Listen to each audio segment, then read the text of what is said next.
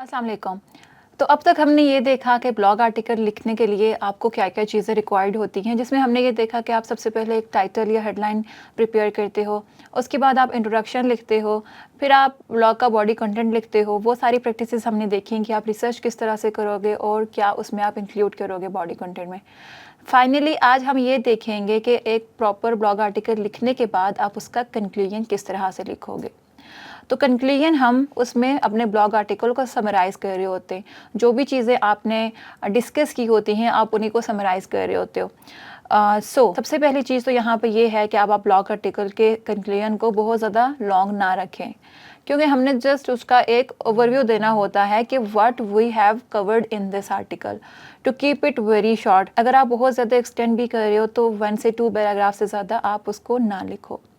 And then conclusion में आपके पास ये एक अपॉर्चुनिटी होती है कि यहाँ पे आप अपने रीडर को फर्दर इंगेज कर सकते हो, या आप उनको ये बताओगे कि what they have to do next, या you will leave them with something जो उनको ये सोचने पे मजबूर करे कि क्या उन्होंने सीखा या नेक्स्ट उन्होंने क्या सीखना है। हम जनरली कंक्लूजन लिखते हैं वो किस तरह से लिखते हैं कि हम ब्लॉग के मेन पॉइंट्स को वहाँ पे रैप अप कर देते हैं या समराइज करते हैं। तो जिस तरह से हमने एक एग्जांपल देखी थी अभी तक कि एसईओ गाइड फॉर बिगिनर्स में हमने देखा कि उसकी हम टाइटल किस तरह से बनाएंगे, हम उसका इंट्रोडक्शन किस तरह से लिखेंगे और उसका बॉडी कंटेंट किस तरह से लिखेंगे।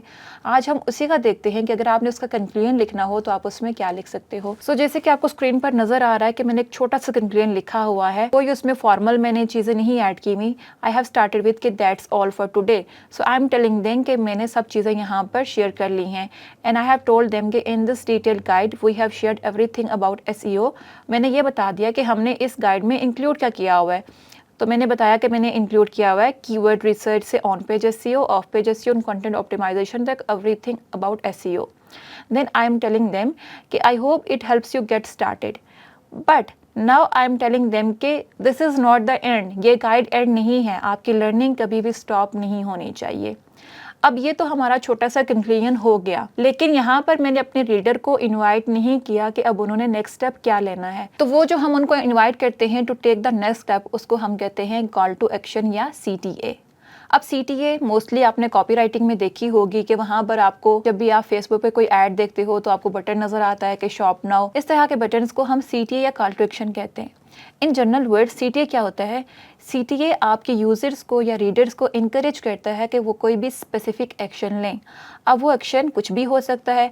May be at the end of the blog article आप उनको ये इनकरेज कर रहे हो कि अब वो आपके ब्लॉग पोस्ट के कमेंट्स में आपके साथ इंगेज हों, या मे बी वो एक्शन ये हो सकता है कि आप चाह रहे हो कि आपके कोई और रिसोर्सेज या कोई और ब्लॉग पोस्ट हैं जो आप चाहते हो कि रीडर पढ़े, तो मे बी आप उसके लिए उनको इनकरेज कर सकते हैं कि वो उसको जाके पढ़ें। या मे बी आपका कोई ईमेल न्यूज़लेटर है और आप ये चाह रहे हो कि आपका रीडर उसके लिए सब्सक्राइब करे, तो आप उसकी कॉल टू एक्शन ऐड कर सकते हो। It can be anything, it can be even taking the next step. अगर आपके कोई एडिशनल रिसोर्सेज नहीं है, आपकी ईमेल लिस्ट भी नहीं है, आपका कोई और ऐसा रिसोर्स या नहीं है जो आप शेयर करना चाह रहे हो, या इवन आपके ब्लॉग पोस्ट के कमेंट्स में भी आप रीडर को इंगेज नहीं करना चाह रहे, तो you can just tell them कि what they have to do next. तो उसमें आप जो है वो किस तरह से करोगे, मैं आपको कुछ एग्जांपल्स दिखाती हूँ।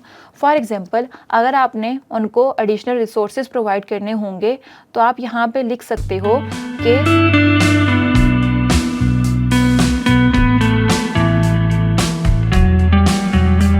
अब ये वाला आप तभी ऐड करोगे जब आपके पास कुछ एडिशनल रिसोर्सेज होंगे जो आप चाह रहे हो कि रीडर के साथ शेयर करो। तो वो डिपेंड करता है आपका ब्लॉग क्या है, किससे रिलेटेड, और वहाँ पे कौन कौन से एडिशनल रिसोर्सेज हैं जो आप शेयर कर सकते हो।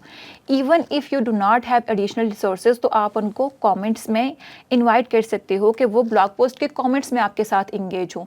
तो वो आप किस तरह से लिखोगे, तो हम यहाँ पे इस तरह से लिख सकते हैं। Now there are various ways जिसमें आप उनको कमेंट्स में इंगेजमेंट के लिए इन्वाइट कर सकते हो। For example, you can ask them कि is there something that I missed, so I can write something like, अब मैं यहाँ पे अपने रीडर को इनवाइट कर रही हूँ कि if they have some additional tips about SEO या anything that they know about SEO जो मैंने अपनी गाइड में कवर नहीं किया, तो मेरे साथ कमेंट्स में शेयर कर सकते हैं। या मे बी मैं उनसे ये पूछ सकती हूँ कि what is the step they are going to take first. So maybe I can write something like which SEO practice are you going to try first.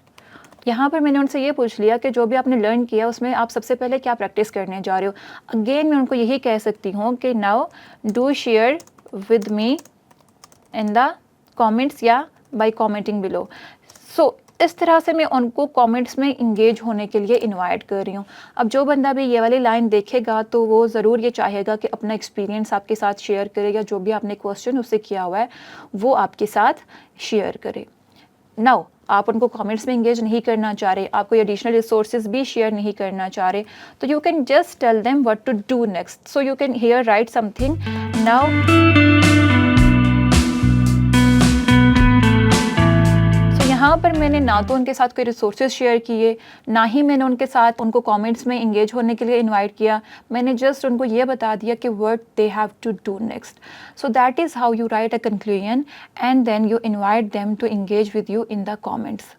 अब यहाँ पर आपको मैं कुछ ऐसी गाइड्स दिखाती हूँ या कुछ ऐसे ब्लॉग आर्टिकल्स दिखाती हूँ जिसमें उन्होंने सीटीएस इंक्लूड किए हुए हैं जो रीडर को इनवाइट करते हैं कि वो नेक्स्ट स्टेप लें।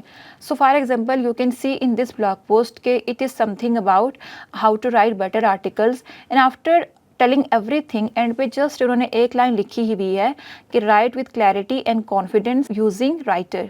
अब इनका कोई सॉफ्टवेयर टूल है जो उनको राइट करने में हेल्प करता है। Their call to action is sign up for your free trial. तो वो उनको फ्री ट्रायल ऑफर कर रहे हैं। यहाँ पर उनकी सीरीज क्या है कि हमारी फ्री ट्रायल के लिए आप सब्सक्राइब करें। लाइकवाइज अगर आप इसको देखोगे इस ब्लॉग आर्टिकल को, how to decorate a living room, and you can see they have engaged 244 people in their comments, मतलब 244 कमेंट्स इनके ब्लॉग पोस्ट के आए हुए हैं और 870 लाइक्स भी हैं।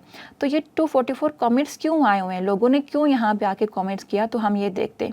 सो यू कैन सी यहाँ पर इन्होंने सीटीए ऐड की हुई है कि have you decorated a small living room to make it feel more welcoming and spacious, or have you made changes to a big living room to make it more cozy? Please show us your makeover in the comments। अब उन्होंने reader को ये कहा हुआ है कि अगर आपने अपने घर को या लिविंग रूम को डेकोरेट किया है तो वो पिक्चर्स हमारे साथ शेयर करें। अगर हम कमेंट्स देखेंगे तो you can see users are doing the same, वो अपने मेकओवर की पिक्चर्स इनके साथ शेयर कर रहे हैं।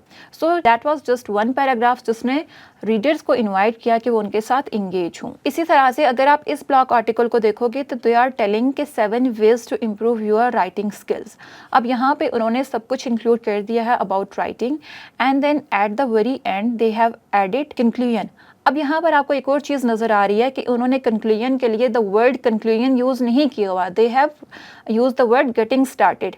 So this is also the way you can do it. आपको हमेशा द वर्ड कंक्लूजन यूज़ नहीं करना होता, आप अल्टरनेटिव वर्ड्स यूज़ कर सकते हो जिस तरह से final words, to wrap it up, या इवन आप कुछ क्रिएटिव लाइन्स भी यूज़ कर सकते हो। For example for our SEO guide we could have written something like now it's your time to start practicing. तो हमने वहाँ पे एक इंगेजिंग से लाइन लिख के उसको रैप अप कर दिया, या we could have written something like final words और रैप इट अप।